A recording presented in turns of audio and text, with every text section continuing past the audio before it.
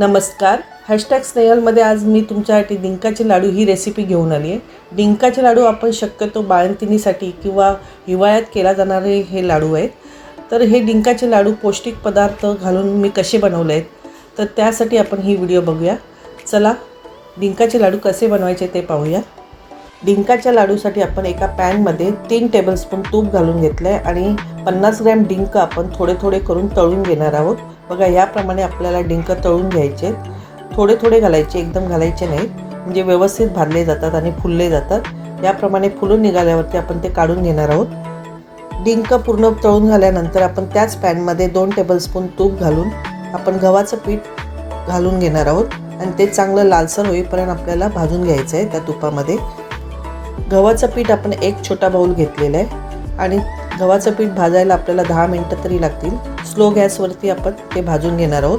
लालसर होईपर्यंत आपल्याला भाजायचं आहे आणि तूप जर कमी पडलं तर आपण थोडंसं तूप त्यात घालू शकता आणि याप्रमाणे आपल्याला ते भाजून लालसर होईपर्यंत भाजून घ्यायचं आहे. बघा याप्रमाणे आपलं गव्हाचं पीठ भाजून झालेलं आहे.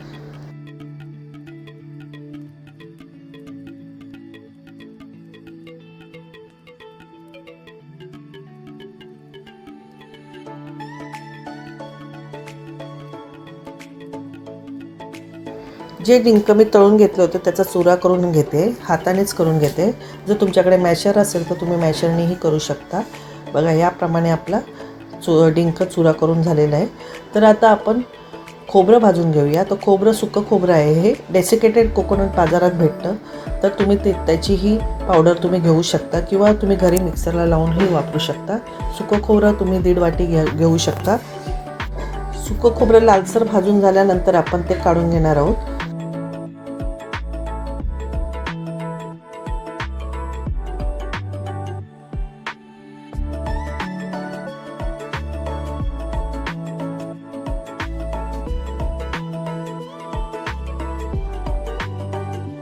आता आपण खारीक पावडर घेतली आहे. खारीक पावडर ही बाजारात भेटते. जर बाजारात तुम्हाला भेटली नाही तर तुम्ही खारीक गरम करून त्याची पावडर मिक्सरला करू शकता. याप्रमाणे आपण खारीक थोडंसं भाजून घेत आहोत. नंतर मी तीळ आणि शेंगदाण्याचं कूट मिक्सरला लावून तव्यावर परतून घेत आहे. तर ह्याप्रमाणे आपण तीळ शेंगदाणे भाजून घेतले. आता ड्रायफ्रूट घेतलेत मी, बदाम, काजू आणि पिस्ता, आणि ते पण मिक्सरला मी लावून घेत आहे.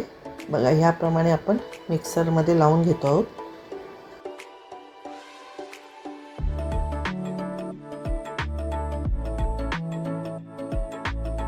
आता आपण एका पॅनमध्ये तूप ओतून घेत आहोत. तूप अंदाजे 2 टेबलस्पून आहे आणि त्यामध्ये मी 300 ग्रॅम गूळ पावडर टाकली आहे आणि 2 टेबलस्पून पाणी ओतून घेतलं आहे, म्हणजे आपला पाक कडक होणार नाही. गूळ विरघळल्यानंतर आपण गॅसची फ्लेम बंद करून घ्यायची आहे. याप्रमाणे आपला गूळ चांगला मिक्स झालेला आहे, विरघळला आहे.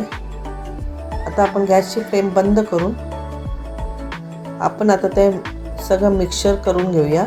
म्हणजे आपण सगळं भाजलेलं जे साहित्य होतं त्याच्यामध्ये तो गुळपाक टाकून घेतलेला आहे आणि त्याला मिक्स करून घेत आहे. याप्रमाणे मिक्स करून घ्यायचं आहे. मिक्स करून झाल्यावरती थोडंसं 5-10 मिनटं थंड करायला ठेवायचं आणि आपण लाडू वळवून घेणार आहोत. आता आपण त्याचे लाडू करून घेऊया. 5 मिनटांनी मी लाडू करून घेत आहे.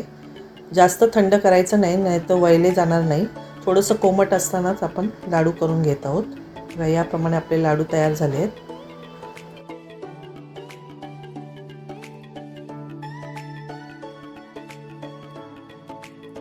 जर तुम्हाला माझी ही रेसिपी आवडली असेल तर प्लीज मला लाईक, शेअर, सबस्क्राईब करा. नमस्कार.